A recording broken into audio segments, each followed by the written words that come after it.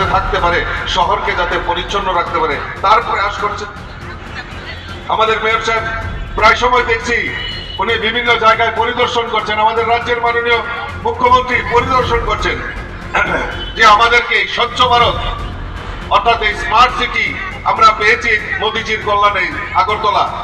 তো আমাদেরকে স্মার্ট হতে হবে এবং আমাদের এই স্বচ্ছতা, আমাদেরকে জঞ্জাল মুক্ত, সেটা আমাদেরকে করতে হবে। আমি আপনাদের মাধ্যমে আপনাদের কাছে আবেদন রাখবো যে আসুন, সরকারি পদক্ষেপ তো নেওয়া হবে, তার পাশাপাশি আমরা যেহেতু আমরা নাগরিক, এই সমাজে এই পরিবেশে যেহেতু আমরা বসবাস করি, আমাদেরও নৈতিক দায়িত্ব